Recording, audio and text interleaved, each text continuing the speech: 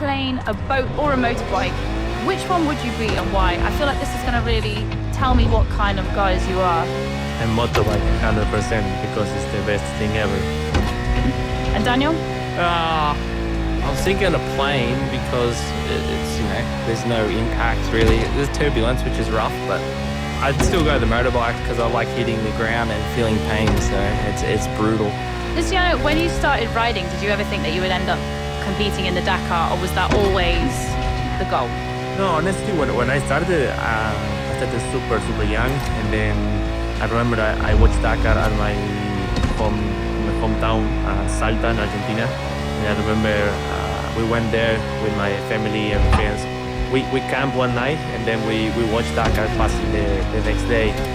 It's like a famous canyon where the Dakar was passing there, and I remember watching the top guys in the bikes. It was amazing because when I saw that race, the atmosphere, the adventure, I said for sure I want to be there one day.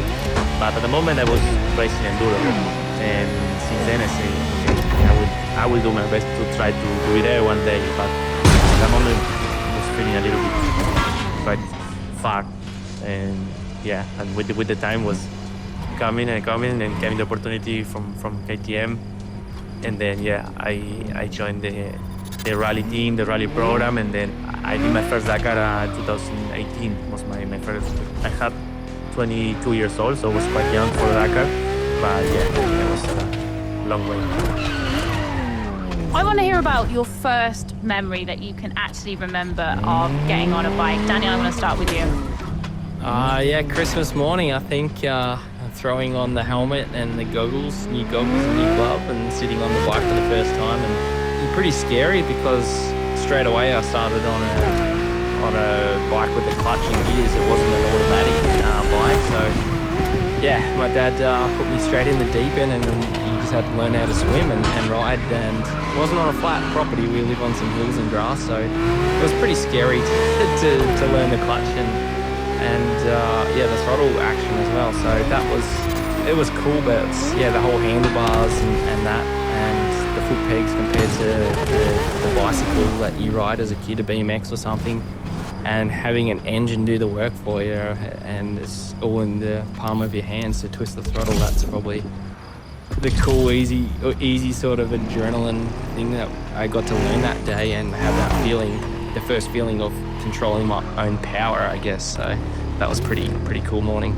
And Luciano, your earliest memory of getting on a bike for you, was it with your big brother or was it with your dad? Yeah, my first memory is one race, my first race. I remember, I think it was me and probably 3 or 4 more guys from my home. And then I remember I started the race and I crashed. And when I crashed, I was completely lost. And then I remember that I picked up my bike super fast, and when I started again, I was 10 times more motivated than before, and I passed the other guys, and they were actually faster than me. But then because I crashed, I had so much motivation to come back from that. And then yeah, it was a super cool memory because I have also the first trophy from this race. And I remember the adrenaline that this race gave me was something super special. Would it be correct saying that you guys both lived in quite rural areas, so it kind of helped give you you could train on? Yeah, like I lived on like 40 acres on the house, and so that and grass and hills and stuff. So, and then I was fortunate enough that we had like 300 acres of bush and forest behind the apple farm. So we had events there, like enduro races there. So I got to grow up and watch this and then train on these tracks and practice on this property we had from the family. So I was super lucky, but there's definitely no desert where I live. And the situation I'm in now, I have to drive like 5-6 hours to find some desert in Australia is my closest. But, luckily in Australia, there's a lot of sand and a lot of desert out there. So yeah, I'm lucky, and I still haven't even had time to venture out in the desert much in Australia because we're always traveling around and doing other things. Can you describe to me your bike? I mean, what does it look like? What does it sound like? What's unique about it? The engine is super strong because we have to to ride. In Dakar, we ride 15 days with the same engine. So basically, it's a super powerful engine, and you feel it super strong. Also, in the vibration and everything is a lot of power to go through the desert.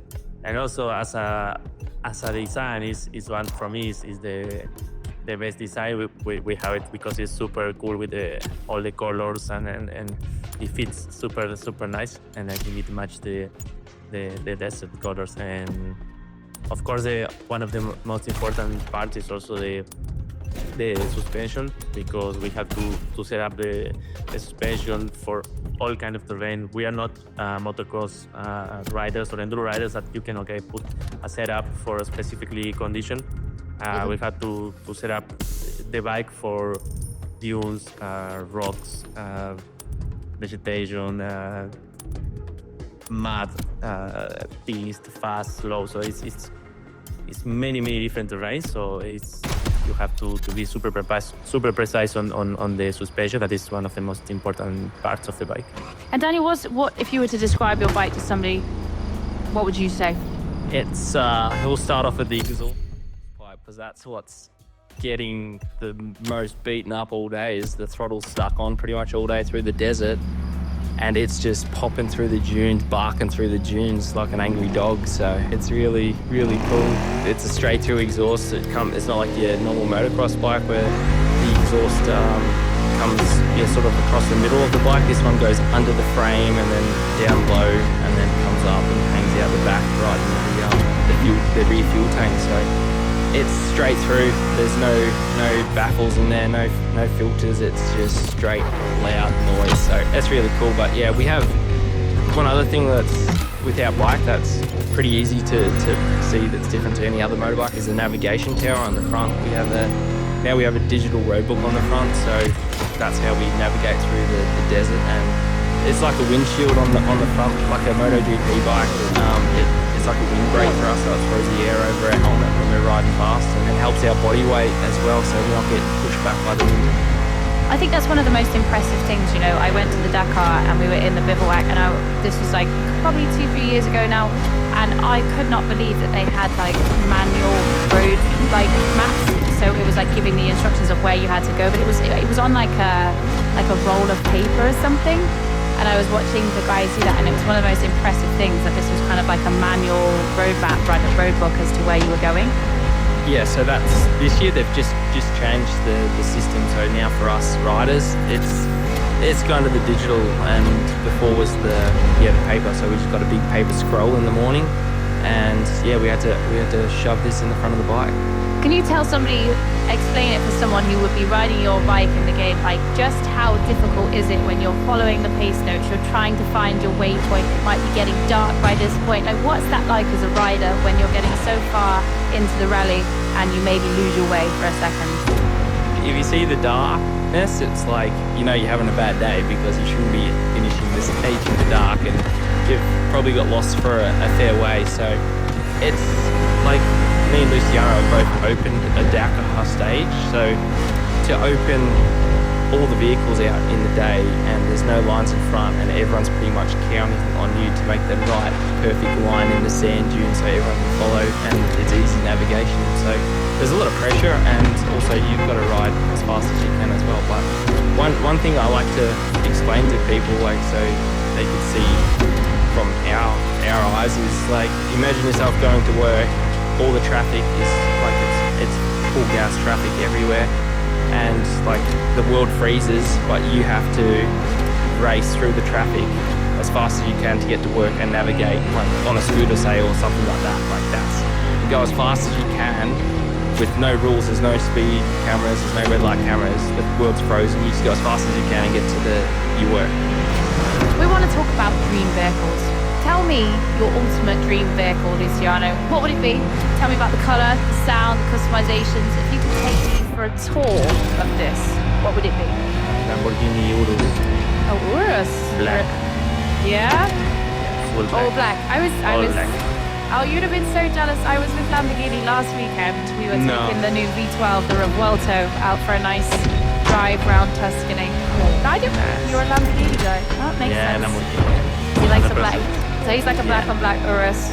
super All stealth, black. all black. All black. You'll go for the Performante, of course. Yeah. Of Okay, course. great. Daniel, what's your dream vehicle? My dream vehicle would be it'd be a bulldozer with a bike rack on the back, so I could make as many tracks in the bush and make some sick tracks, and then unload the bike off the back and just ride it and free ride and do some stuff. I literally thought of that on the spot because I didn't even think of a dream vehicle until then. I'm like, oh, it'd be good. I like sitting on machines and building tracks and jumps and stuff, so I thought that was pretty cool. And then just driving around wherever you can, and then infinity diesel tank, so it just keeps going. Luciano, where would you take it for us? What I would take, man? Not in the dunes. No, 100%. I don't know, probably Miami. Or Dubai. I'm Or getting, Dubai. Yeah. I know what he would be doing. you know what? Just fat arm and having the arm out the side, just winking and That's what I think I'll take whistling. that. Luciano, if I was to come to your garage at home, do you have like a prized collection of bikes? I mean, do you have all the ones that you had from when you started riding when you were young, all the way up to the grand age of 29 that you are now? Yeah, I have we have a really cool garage with Kevin. We have the first bike that I had that I rode, the Pee-wee 50, and Kevin has it was like Square 50 or something like that. So it's super small bikes, and we have also the jersey from that moment. And then we have one enduro bike that we both together and we won the championship. And then I have my winning bike from 2019 when I was a junior world champion in rally. This one I keep at home, and also I'm waiting now for the last one from last year. And Kevin has the Dakar bike for 2023. And yeah, I hope it's coming a few more.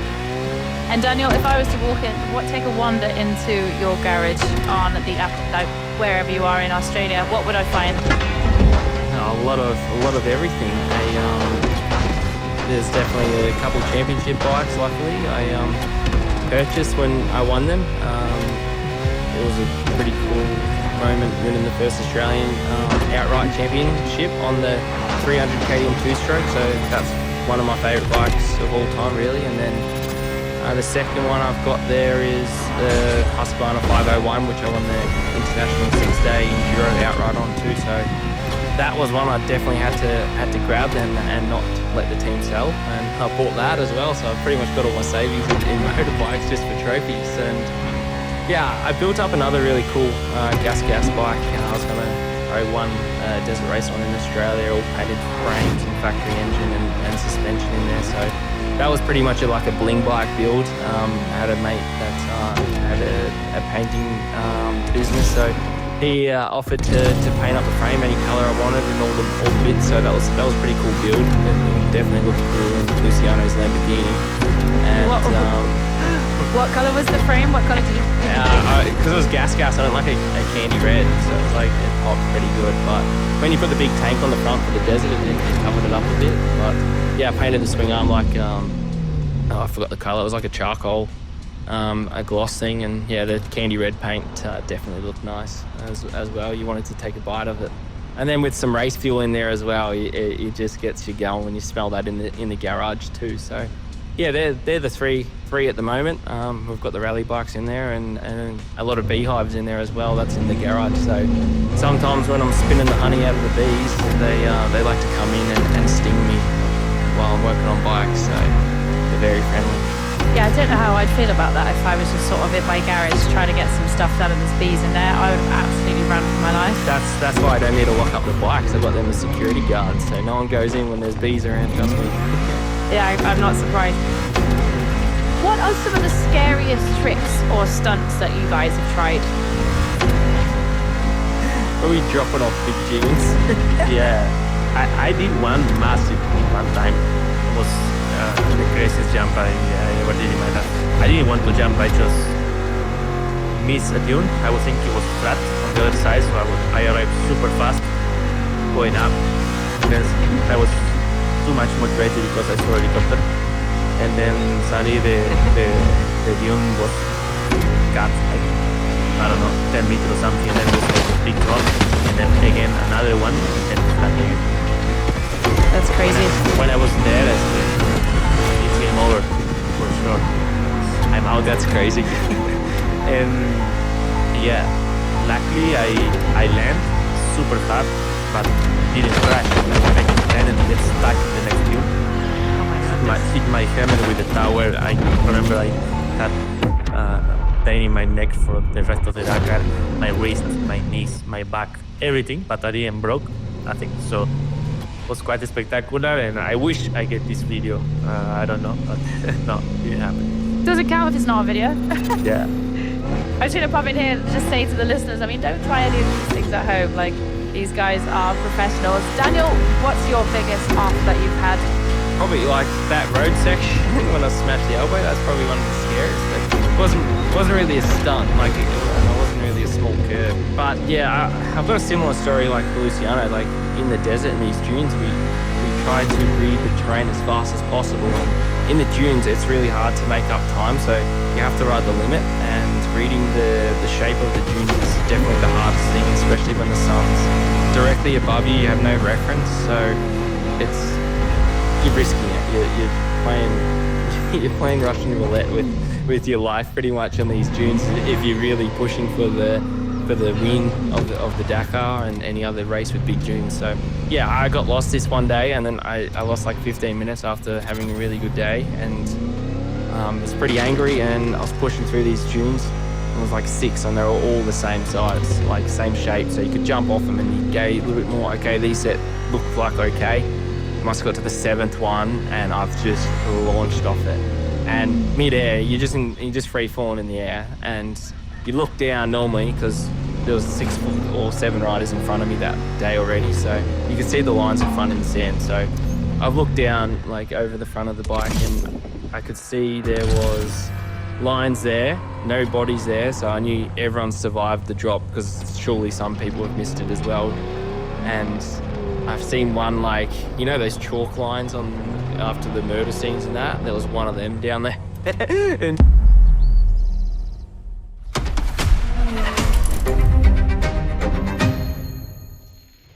en tant qu'archiviste du Motorfest, j'ai eu le privilège d'être invité par de prestigieux constructeurs automobiles européens. C'était le début de mon voyage en Europe et le point de départ de ta nouvelle expérience automobile.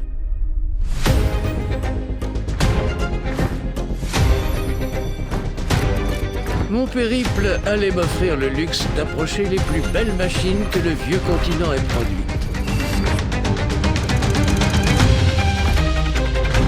L'élégance à la française.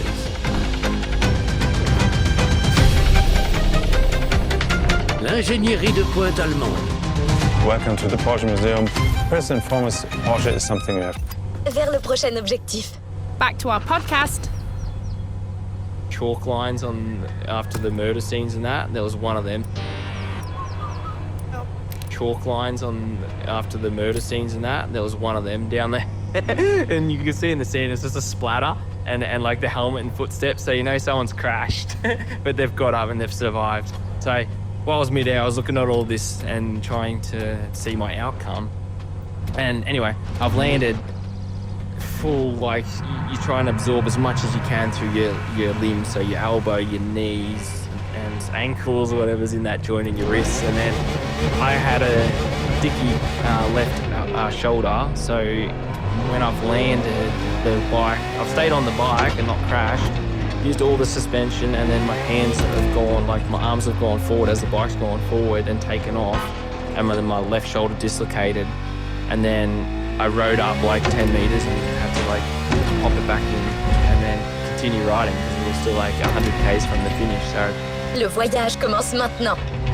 that was Notre archiviste a méticuleusement travaillé pour te mettre à disposition ces Luxury Chronicles, ici à Hawaï. so that's probably my Chaque voiture que tu piloteras dans cette playlist est liée au périple de notre archiviste. Dirige-toi vers l'épreuve pour découvrir ce que notre spécialiste des voitures de luxe te réserve. my coolest jumps I've done. Yeah, that sounds pretty eventful. I mean, I'm trying to think what my worst one would be. I think it was when I was drifting once and I was still learning, and I came out of the corner in third gear, the car swung back the other way, but what I hadn't banked on was there was a 6x6 tyre bale. Like, I have an S15 and the overhang over the back wheel is just that little bit bigger than I thought it was going to be. So I came like 60 miles an hour sideways, hit the 6x6 tyre bale, and oh my God, I've never cracked my head off the roll cage harder than that in the rest of my life. You're just not looking for it. You know, you're looking the other way because you're obviously like you're drifting that way. And oh my God, the bang when that happened, I was like, I got fright, a massive fright. We're gonna jump into a quick fun quiz because we're just about to start winding up the podcast here. We're gonna get you with some rapid fire questions. So I want you to come up with the first thing that comes to your mind. So I'll give you some options. So what would you rather, extreme cold or extreme heat? Extreme heat. Riding by day or riding by night? Day. Day. The last time you received a speeding ticket? 1 month ago. Ooh. Honest. Love that. That is a story too. There's a story I cannot tell, like that. It's a good story. Maybe the next one. And Daniel?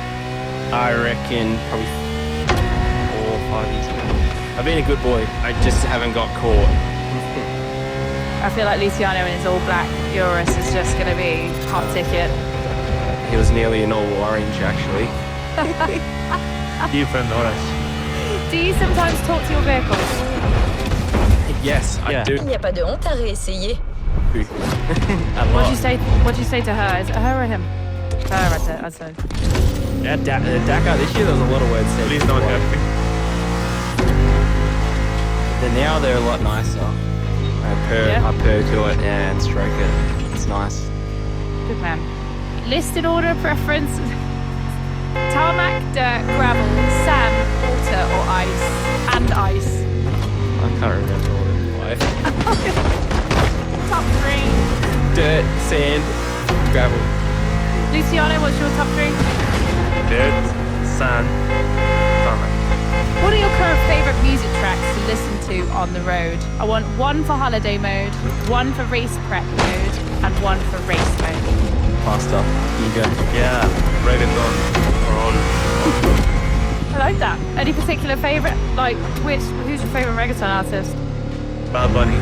Bad Bunny, of course. I'm just getting such a vision of him now in the Urus with the Bad Bunny playing out there. Like, I feel like I'm seeing you for who you are right now, Luciano. And you, Daniel? Country vibes right here. For chill, definitely cruising on the road sections. It's definitely a bit of country. And then for a bit of pump up, I'll go with a bit of, I know, 90s rock, 2000 early. That's the vibe. I love that. So as you know, Motorfest, the podcast, is about the different motorsport disciplines you can find in the new Season 6 of the Crew Motorfest, be it off-road, be it flying, motorbiking or GT cars. If you guys, for whatever reason, had to make a career change, which of these disciplines would you choose and why? So you could be any other discipline. You could be a rally car driver, you could be a MotoGP rider, you could be any other discipline. Would you still pick rally or would you change? I think I stay rally. Oh, you stay rally, do you? Yeah. I wish I got to go to Supercross and Motocross. Yeah, that's probably the pick I'd go to. And then go to rally after that. What is it, if you could explain it to people, why rally raid, why rally bikes?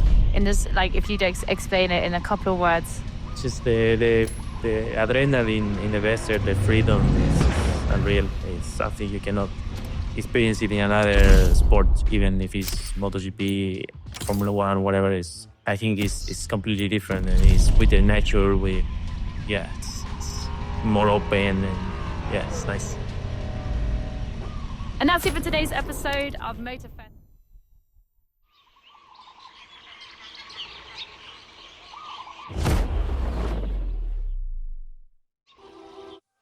Mon retour en Europe allait d'abord me conduire en France, avec un programme très prometteur.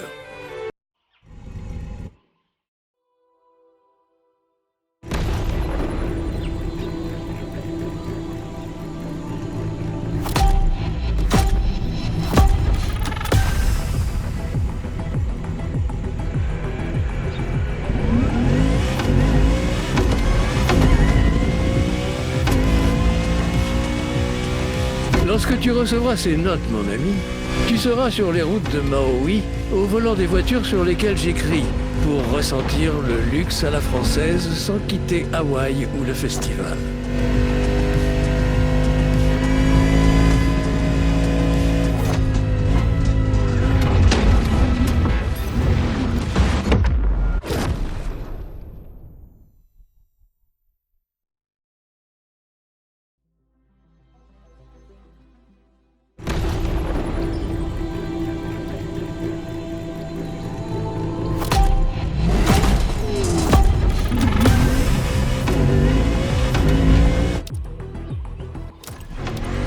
Back to the interview. Le voyage commence maintenant. Notre archiviste a méticuleusement travaillé pour te mettre à disposition ses Luxury Chronicles. And that's it for today's episode of Motorfest, the podcast with Daniel Sanders and Luciano Benavides. I had so much fun getting into the gritty details of what these guys do for a living. And I just love this line from Daniel.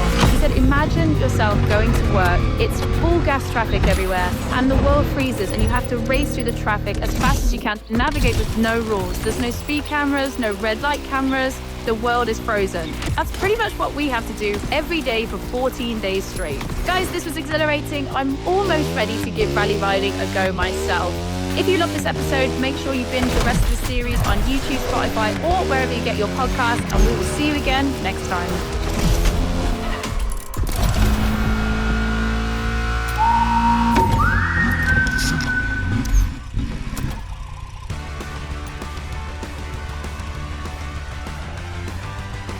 Bien, passons à l'objectif suivant.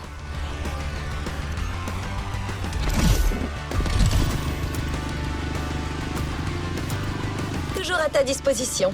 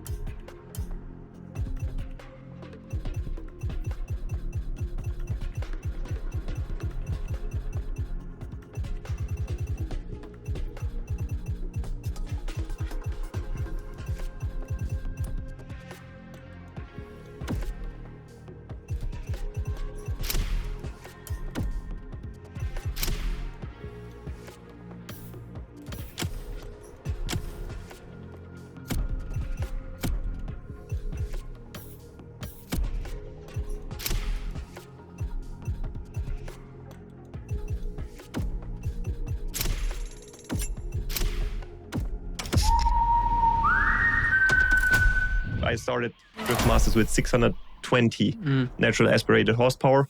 And in Riga, I was clutch kicking in 5th gear. Yeah, I remember the same. I was the same as well. Yeah. Like coming crazy. around the turn. Wow! Wow! What's happening, guys? I'm Becky Evans, and welcome to Motorfest, the podcast. Brought iconic Ubisoft game, the Crew Motorfest. This is a podcast where I get to talk to the top motorsport athletes in the world about their passions of all things speed, wings, and wheels. And if you didn't already know, you can actually listen to this podcast whilst you're playing the game. So sit back, relax, and listen to the athletes that get to drive them in the real world. Let's go. Now that isn't the sound of my SR22 there, but it is the noise of the BMW M4 that you get to play in the game. And I've got with me today two guests on my podcast that have driven it in real life. So Elias Hutunji and Connor Shanahan, welcome to Motorfest, the podcast. Thank you. Now this is a car, the BMW M4, that Ellie, you know extremely well. You've been there since the beginning, development stage. Yes, like this is probably one of our biggest projects that we've done so far as a team.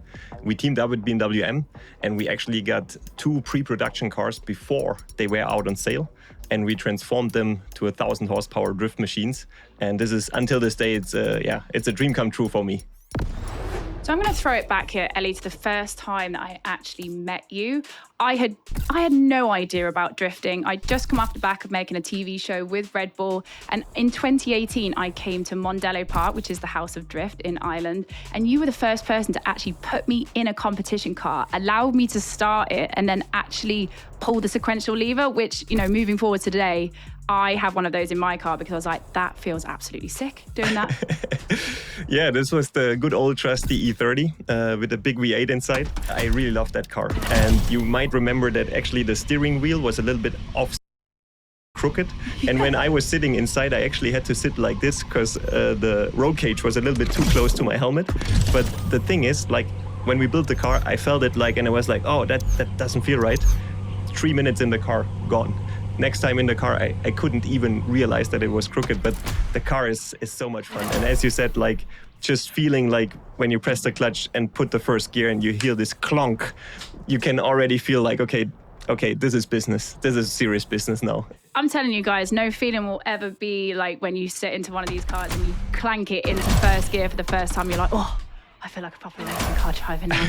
Yeah. And Connor, the first time I met you, I mean, you look totally different. You were 15 years old when I first met you, 21 now. Like, you've been in this game a long time, but also not on this planet a long time, if that makes sense.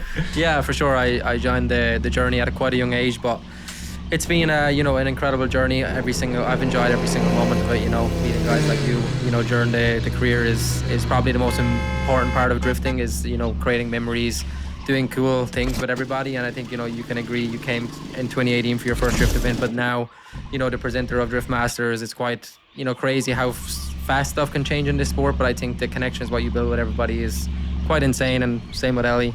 I looked up to this guy when I first came to our racetrack because I was a kid who raced karts, and you go to an event and you see a guy with a Red Bull helmet and you're like, oh, that guy must be doing something good. So for me, that was kind of the first moment in drifting when I seen Ellie and Joe. I was kind of had to step back and being like them. I wouldn't mind being a Red Bull athlete one day in this sport, and it's cool how far it progresses. So yeah, it's great moments for sure. Ellie, do you remember the first time you met Connor? Yes, first time was actually in Ireland. There was a national event on the docks. Oh yeah, I didn't even know that. Yes, I was there. You and your brother were driving, Jack as well. Yeah. And I saw those guys going towards walls like with no hesitation, no nothing. Like they were no fear, nothing. And they were driving like hell. And I was like, wow. Because like in more like Central Europe where we were driving, there was like some walls sometimes, but mostly like one wall, a track or something. Most of the tracks didn't have walls, so I was not used to seeing that. In Ireland, it was basically walls all around on the docks, and those guys just hanging it in. And I was like, oh, they are proper. And next time I saw him was Drift Masters 2018. He started the event at the age of 14. He ended the event with the age of 15. And in the middle step of the podium, this was crazy. Like beating James Dean back then in Płock, if I'm not mistaken. Poland 2018. This was like crazy and yeah, well deserved. And I knew like there's a bright future ahead. Would you say, Connor, that was a moment that really put you on the map? Yeah, 100%. And it's kind of a funny story because I wasn't even supposed to be at that race. You know, I was still supposed to drive at a national championship in Ireland and England. And my dad was still heavily involved in our program back then. And my parents were pushing to get us to a stage, what I guess, you know, to try get paid from this sport and all what follows. But it was a realization from my parents being like, oh, if you drive a national championship, it's actually going to cost more money than just putting you on the back of the truck where my brother was going to be driving in Europe. So I went there, and Thursday practice, I kind of just, honestly, I felt like I just became a different driver that weekend. It was kind of crazy, and it was nuts. It was the most insane, I think, night, bar, you know, probably winning a championship. It was definitely the night what kind of was like, wow, I don't even know how to explain this in words. And obviously looked up to James my whole life, and you know, never at 14, 15 would I even thought that I would have got the chance to battle him, never mind, you know, battle it out in one of the biggest competitions in Europe. So it was definitely the start of, I guess, putting my professional career on a platform. Connor, I'm going to throw it to you here.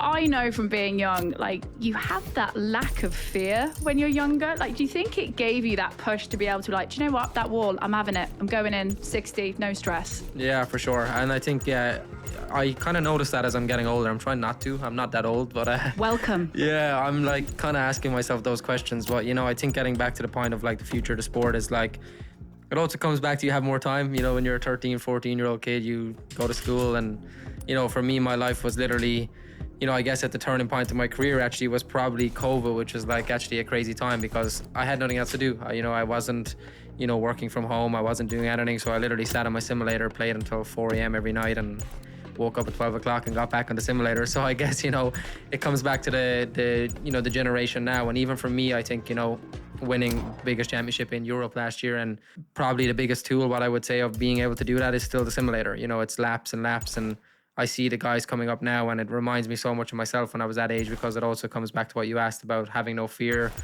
no worries. You know, you're just in a car and you're not questioning what's going wrong. And, you know, to see like Manoa in the States, you know, that's like, you're kind of, even for me at 21, being like, holy God, we're struggling right now. You know, like it's cool to see, but, you know, I think, as I said, it comes down to having the time to be able to do that. But for me, it's still one of the biggest training tools is gaming and simulation as much as possible. And I think that's what helps when you get out on the racetrack.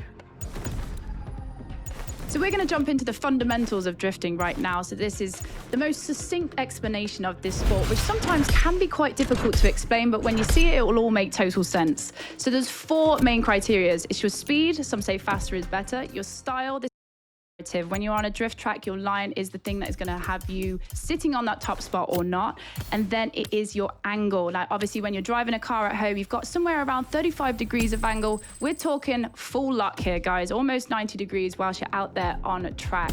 Now, Ellie, it is quite difficult to understand, but once you actually see it, you're like, ah, that is it. That makes total sense. Yeah, like, I think if you see drifting for the first time, you should, in my eyes, start with the qualification, where there's only one car on track, and then you actually can compare the runs to each other, and you will instantly see, okay, this guy really filled the full outer zone in the first turn, so he both wheels were in the zone all the way around. The other one maybe fell off halfway and stuff like that. So, and even like just a single car on track all of a sudden gets really exciting, because then you see, okay, all the guys have really a hard time to approach whatever, outer zone 5 very early on the wall, because they come so fast in and they just allowed to break down after the transition and stuff like that. And those little things, they make drifting so special. And like, as I said, like, if you watch like 4 or 5 runs, you already will pick up where are the important points and pieces. And then obviously the fun starts when the battles go on. So yeah, this is even more spectacular. Kind of, don't you just love being asked that question? Yeah, and you get asked that question, and everyone's like, what is drifting? And then everybody has their very own explanation. So I want to hear yours real quick. Elevator pitch. What is drifting, Connor? I think to explain it, it's like you're in a battle, what you're trying to be the wildest driver ever, but to win, be the most calculated driver. So it's like you're fighting against each other the whole time. So, you know, I think if you have been interested in drifting and you fully don't understand it, I think it's for sure worth taking the time to like fully look into it, because as a person who watches drifting, if you understand that, it's way more enjoyable, and it gives you a way better understanding of like, okay, that guy is doing something pretty impressive, or that guy's just sliding a car, you know. And I think the golden question, what for me, when my friends are always making jokes, being like, it's 3 pedals and a steering wheel and a handbrake, and it can't be that hard, you know. And it's like, I laugh because, you know, it's actually a good point, because it's a good conversation. You know, in my opinion, sliding a car isn't the hardest thing to do in the world, but sliding a car at 100 mile an hour with, you know, millimeters between a door, of trusting him and when he's going to brake, being able to read him, you know, you're doing stuff, what reaction times needs to be absolutely insanely good. You're doing stuff, you need to understand where grip is. You're feeling all different things, but you're going sideways. So, you know, a racing car driver will look and be like, oh, you've never felt what grip is in your life. And you're kind of like, okay, read 3 mile an hour at 100 mile an hour when you're a millimeter away from a door and see if you can not hit him. So let's sort of talk about how your choice of vehicle reflects your personality. I mean, I've got a quote here from you, Ellie, actually. Ooh. From brand new Lamborghini to old 190 Mercedes-Benz with Toyota Supra engines and Mazda MX-5 convertibles, if you can build it and it performs, make it yours and go. Can you tell us more about what it means to make it yours? Yeah, like in drifting, I think this is one of the beauties, I would say, of the sport.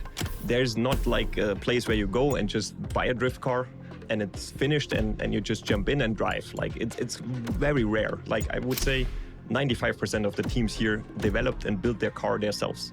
And so you can, while doing so, you can bring your personality into the build. Like some guys want to like drive. The other ones want to be super fast. The next one, I don't know, like something different. And this is the thing, like also engine-wise.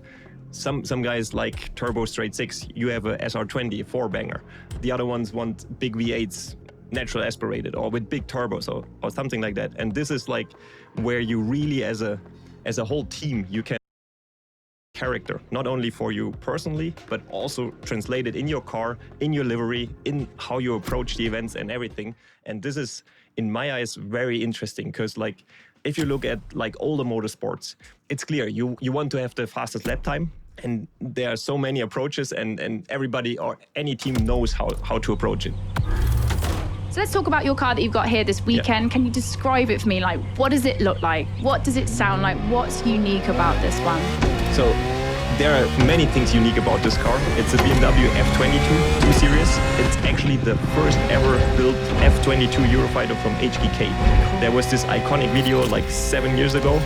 Like I watched it 100 times, full carbon Kevlar body kit. Just looking stunning. And actually what we took is basically the chassis, and we put our drivetrain in the S58 engine from the M4. We developed it further, and now it has even more power, more response, and it's in a very small, light, nimble chassis. So this is very unique to me, to have a car that is really just like competition. That's going to be so much fun. And just to explain to you guys at home, carbon Kevlar, I feel like, is the hero product of drifting. Is this, if you hit a wall, if you happen to make some contact with another competitor, this material just folds in and then pops back out again, which is so helpful during drifting, isn't it, Ellie? Exactly. Because we are, especially here, for example, we run walls all around, and you will hit them at some point. And if you have something that just smashes to pieces, it's just gone after the first lap, and the carbon Kevlar is, as you said, the hero. Connor, your car, you've obviously had S15, you've had 180 back. La suite promet d'être grandiose. The day, and then you switched into the GT86, which is the same as your brother's. Tell people about your car. Yeah, mine is a GT86 chassis. I've been running this car for 4 seasons now. I would describe this car as, like, in my opinion, the most simplified kind of way of trying to achieve a car what can win events, is in like there's nothing over-engineered. It's kind of a structure what's kind of worked for a long time. Toyota 2JZ, 1000 brake horsepower, sequential gearbox, you know, everything what's lived up to make 1000 brake horsepower, you also can't break it. So it has to have everything what is incredibly strong. And as Eddie touched on, you know, we're trying to keep our cars as light as possible. You know, I would say that I probably have one of the lightest cars on the chassis or on the grid. So, you know, that's the achievement. We're building the car so it's small, nimble, can do, you know, cool things. And there's some people love the chassis, some people hate the chassis. Me personally, I love it. It took a long time to get it to where we need it to be, but if I was to describe it, I would just say it's like a mini rocket, and it does a good job, and I enjoy driving it. We've got to put it out there. Do you think 1000 horsepower is now the benchmark power figure that you need in drifting? I would say on a high level, yes. Yeah, it's crazy right now. Like, it doesn't really make much sense, but yeah, it is a 1,000 brake horsepower. I remember the first year I drove a Drift Masters in 2018, I had a good 600 brake horsepower. Same here. That's with a good dyno sheet, like with a little bit of tire slip on the dyno. Yeah, it made 600 brake horsepower, and it's like now you're like, if you turn up with 600 brake horsepower, you may as well just go home. You spend all your money and you come here and you may as well sit in the grandstand with the car sitting pretty in the pits. So. But it's crazy. Like, also, I started Drift Masters with 620 natural aspirated horsepower, and in Riga I was clutch kicking in 5th gear. Yeah, I remember the same. I was the same as well. Yeah, like coming around the turn. Wow! Yeah, there's nothing left. Yeah, it's good. It's cool to see that the sport is progressing, but I think it's exciting to see where it goes in the next 5 years, I guess. Yeah, because that leads me into my next question, which was how have your needs evolved over time? And obviously, at the very core of it, power has just increased, grip has increased, and like with that, you have to develop all of the drivetrain, because if you've got more power and more grip, it means there's more stress going through the car, which means more breakages. Like, Ellie, how has that manifested with your build? It seems like you have some experience with that, huh? Well, that's why I had to change the back end of my car, because I was like, as the power increased, I remember clutch kicking it one day. I was like, I have no drive, and that happened maybe 2 or 3 times, and then I was like, right, we're gonna have to.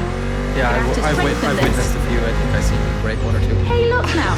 I broke them also. Don't worry, I broke many of them. I remember the first time I ever drove a turbo drift car, I went into the first corner, and that was with GTR shafts, so I actually broke good shafts. Right. And yeah, left the handbrake out left the clutch out with the handbrake still, and broke 2 of them at the same time. And I came in, and my brother was like, I've never seen anybody do that. I was like, well, now you have, so I feel you. Well, like it's a constant game of improving like the builds. But yeah, Connor already mentioned like the recipe that you need nowadays is like around 1,000 horsepower. Sequential gearbox that can actually handle that power. Yeah, we run the Samsonas, and we are quite happy with that. A big and a strong prop shaft. A big differential. Normally the thing is a quick change differential, either from Winters or from Bulldog, and then the biggest shafts you can put in the car. And yeah, this is basically what you have, and then you just need to maintain it and check when there's play in the drive shafts, just change them before they break actually.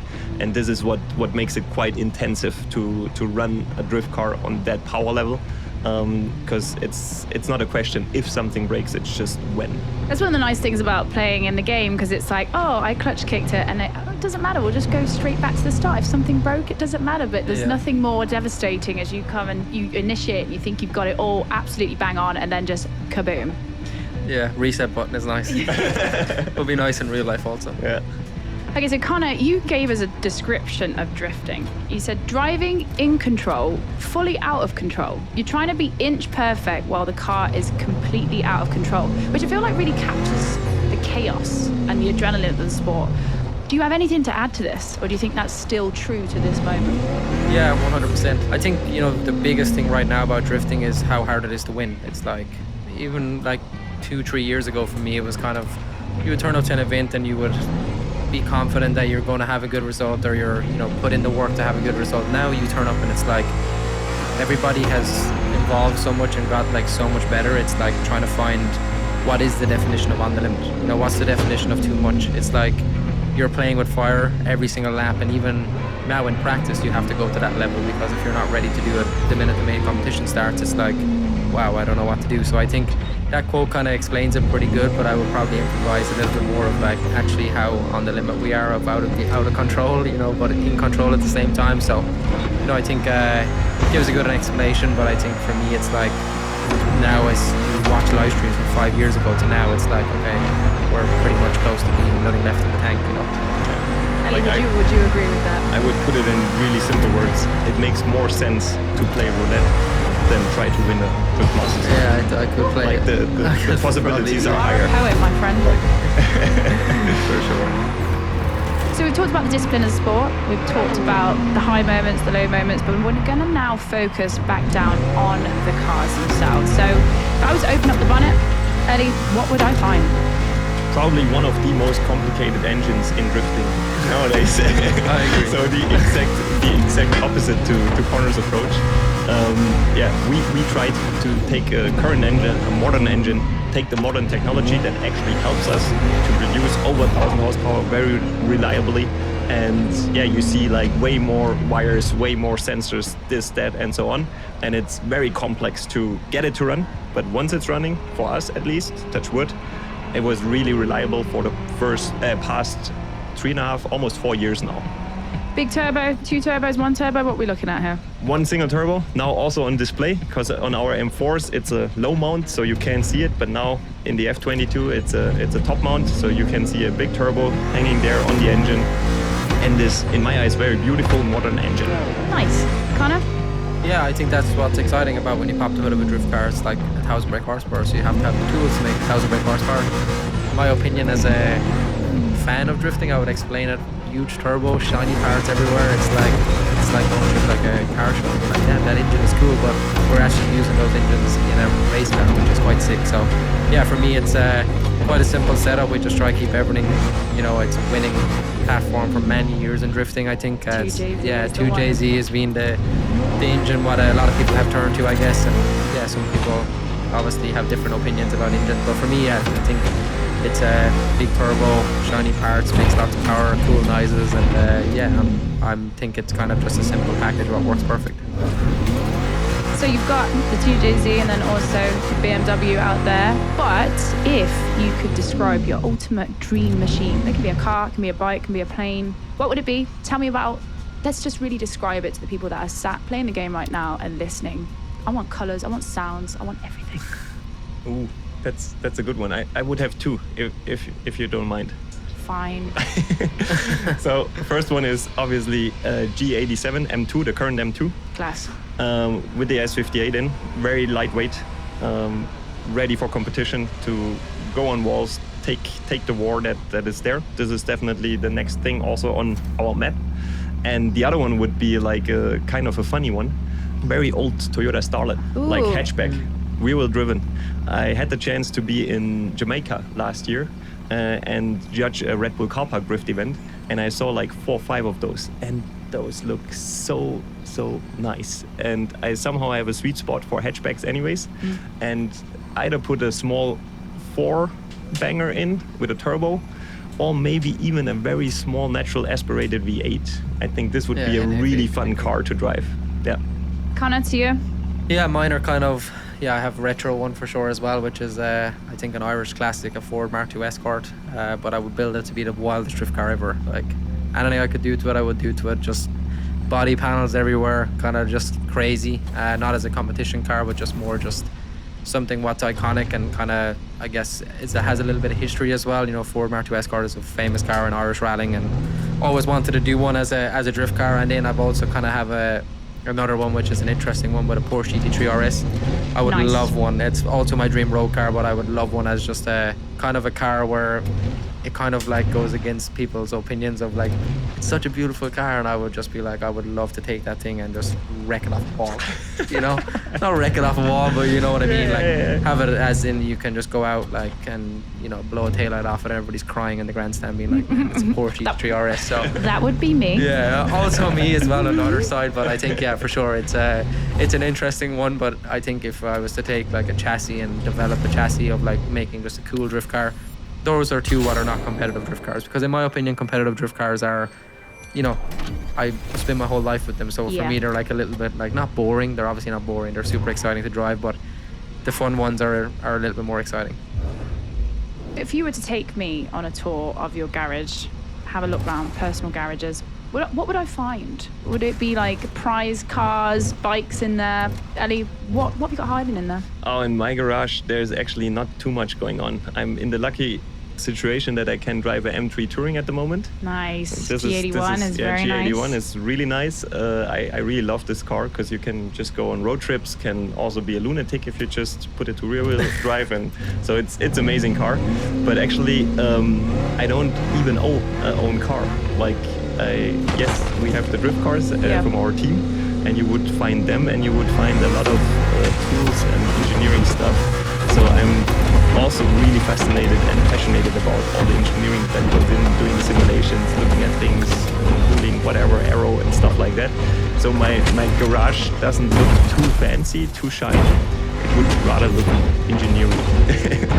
And Connor, I know you are a big fan of going up the mountains, so I'm pretty sure you probably got some off-road vehicles kicking around in that garage somewhere. Yeah, bikes for sure. I love two wheels. Like, I kind of got into two wheels actually quite late in my life with just like riding enduro in lockdown, and honestly, it's like now I'm trying to fight the urge of being like, you can't ride the bike in season, you know, it's like the scare of getting hurt. But yeah, for sure, I share all the workshop space with my brother Jack, who's a busy guy. He lives in the garage 24/7, so I'm a little bit opposite. I'm more of a guy who just likes kind of doing fun things. For me, working on a drift car is, I kind of draw the line a little bit with that. So you know, lots of cool cars sitting around our home, and kind of actually cars with interesting stories. You know, we grew up racing, so we all have different areas of motorsport. You know, dirt oval cars, short oval cars. It's kind of like, I guess, a little bit of history of like of our whole career sitting around. Just my old 180 shell is sitting there, so every time you see it, it kind of tells a story. So yeah, just a little bit of everything, but for sure bikes is something what I enjoy doing, and it's a good tool. I think it's a huge tool actually to help performance in a drift car. Do you still have that crazy bike engined buggy thing? Yeah, the autocross cars, we still have them. Yeah, my dad Yeah, actually just built a brand new one. He's racing it He's racing it at the moment. So yeah, that's kind of what we grew up doing. Those are quite crazy, like 2 high boost engines in the back of a mini space frame car. So it's quite exciting. But yeah, lots of things, interesting things. Saw the wickedest slam ever was Connor driving that thing, and he just did the craziest roll in it. I was like, right, not gonna drive that. This time 2 years ago, right before actually a Drift Masters final, so it's not a great time, but yeah, those are super exciting actually. I learned loads like in that type of racing, and you know, it's cool. All right, guys, we've covered a lot of ground so far, so we're going to wind things down with a few rapid-fire questions to the guys now. So, ready? Mm-hmm. Extreme cold or extreme heat? Heat. Cold. Driving by